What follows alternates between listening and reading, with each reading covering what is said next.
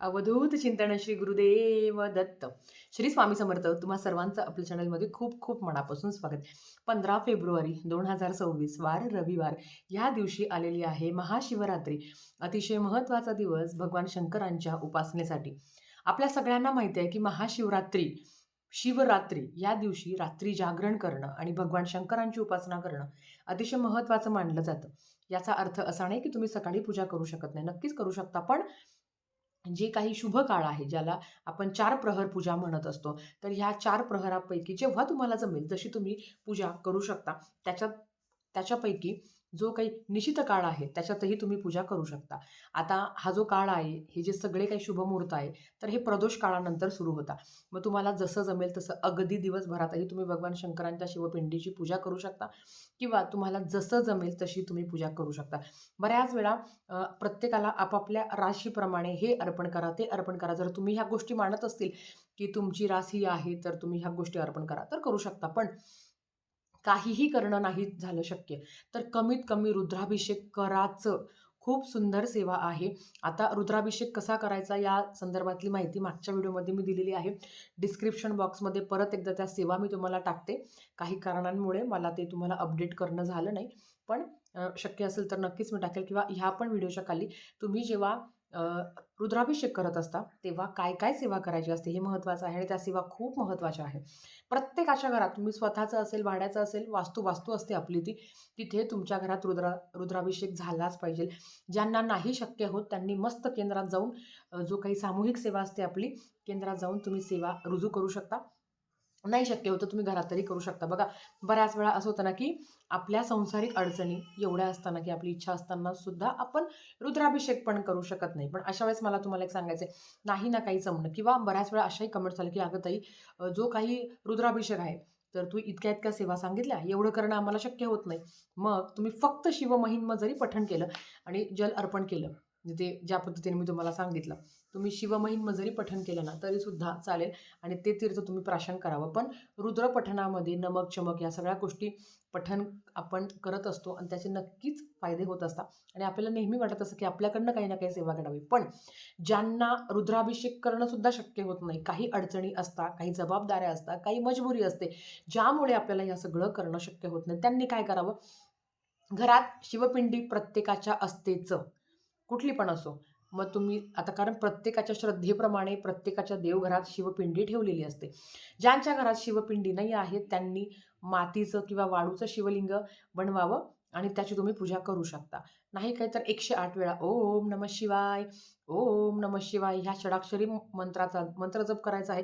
काही ठिकाणी असं आहे, की महिला फक्त नमः शिवाय या पंचाक्षरी मंत्राचा जप करता. काही ठिकाणी ओम नमः शिवाय या मंत्राचा पूर्ण जप करता. तुमच्याकडे जे नियम असेल ते पाळावे आणि त्या पद्धतीने आपल्याला सेवा करायची आहे. त्याच्यामध्ये सगळ्यात महत्त्वाचं आहे की ताई, ओम नमः शिवाय 108 वेळा जरी तुम्ही पठण केलं आणि दिवसभर तुम्ही ओम नमः शिवाय, ओम नमः शिवाय जरी पठण केलं किंवा जो काही महामृत्युंजय मंत्र आहे, ओम त्र्यंबकम यजामहे सुगंधी पुष्टिवर्धनम उर्वारुकमिव बंधनात मृत्योर्मोक्षी यमामृतात. तर हा सुद्धा मंत्र तुम्ही 108 वेळा पठण करू शकता. काहीही आता मासिक धर्म, सुतक, विटाळ आलं तर तुम्ही नामजप करू शकता. भगवान शंकरांचं जे काही सांगितलं आहे, ज्या काही सेवा सांगितल्या आहे, त्या तुम्ही श्रवण करू शकता. मासिक धर्म, सुतक, विटाळ आल्यावर आपण सेवा करत नाही. मग अशा वेळेस तुम्ही सेवा किंवा ह्या सगळ्या सेवा ऐकू शकता. त्याच्याचबरोबर तुम्ही तुमच्याकडे उपवास काही ठिकाणी केला जातो, काही ठिकाणी शरीराच्या त्रासामुळे केला जात नाही. पण ह्या दिवशी फक्त थोडंसं वाईट बोलणं, कांदा, लसूण वर्ज्य करणं ह्या गोष्टी तरी टाळाव्या आणि अर्थात अन्नदान करावं.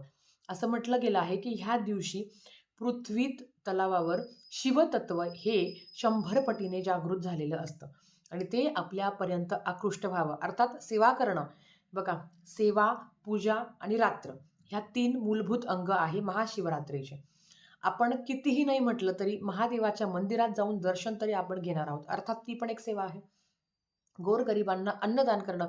उद्या म्हणजे सॉरी परवा महादेवाच्या प्रत्येक मंदिरामध्ये छानपैकी लोकं नैवेद्य अर्पण करतात, प्रसाद अर्पण करतो. थोडक्यात काय अन्नदान केलं जातं. तुमच्याकडे जर तुमची यथाशक्ती असेल, जवळपास मंदिर असेल, तर अर्थात तिथे जाऊन तुम्ही अन्नदान करू शकता.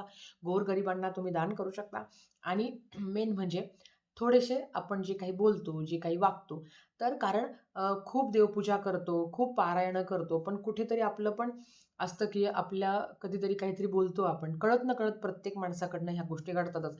मग जे काही केलं आहे, त्याचा परिणाम थोडासा आपल्यावर होतो आणि मग केलेल्या सेवेचं फळही मिळत नाही. मग त्याच्यापेक्षा सेवा जरी थोडी केली आणि आपण जर आपले कर्म चांगले ठेवले, तर नक्कीच परमेश्वर प्रत्येकाचं ऐकत असतो आणि कितीही नाही म्हटलं आपण, तरीसुद्धा महाशिवरात्रीच्या दिवशी प्रत्येकजण प्रत्येकाच्या परीने महादेवाला काही ना काही वस्तू अर्पण करणार. मग कोणी दुधाचा अभिषेक करणार, अ, कोणी पाण्याचा किंवा कोणी पंचामृताचा, कोणी तुपाचा, कोणी मधाचा, कोणी दह्याचा अभिषेक करणार. प्रत्येकजण आपापल्या परीने करत असतं. पण नाहीच शक्य होत, तर फक्त पाण्याचा अभिषेक जरी तुम्ही भगवान शंकरांच्या शिवपिंडीवर अभिषेक केला, तरीसुद्धा ते तुमच्यावर प्रसन्न होतात आणि तुमच्या मनोकामना पूर्ण होतात. शेवटी नामजप करणं, अ, नामस्मरण करणं, सेवा करणं हे महत्त्वाचं आहे. कारण एखादी उपाय जेव्हा आपण सांगत असतो, त्या उपायामध्ये सुद्धा सेवा आहे. समजा शिव अष्टोत्तर नामावली किंवा शिवसहस्रनाम. भगवान शंकरांचे 108 नावं घेऊन किंवा 1008 नावं घेऊन आपण एक बेलपान अर्पण करत असतो आणि तेच बेलपान आपल्याकडे ठेवत असतो. अर्थात परमेश्वराचं नामचिंतन त्या बेलपानवर झालेलं असतं. त्याची ऊर्जा तेवढी वाढलेली असते आणि नक्कीच त्या सकारात्मक लहरी आपल्यापर्यंत पण याव्या, त्या आपल्यापर्यंत पण आकृष्ट व्हावा. प्रत्येकाला वाटतं, की शुभदिनी आपल्याकडनं काही ना काही सेवा घडावी. तर तुमच्याकडनं पण चांगली सेवा घडू दे, हीच महाराजांची चरणी प्रार्थना करते आणि आजचा व्हिडिओ इथेच थांबवते. आवडला असेल तर लाईक, शेअर, सबस्क्राईब करा. भेटूया परत अशाच एका नवीन व्हिडिओसोबत. तोपर्यंत श्री स्वामी समर्थ.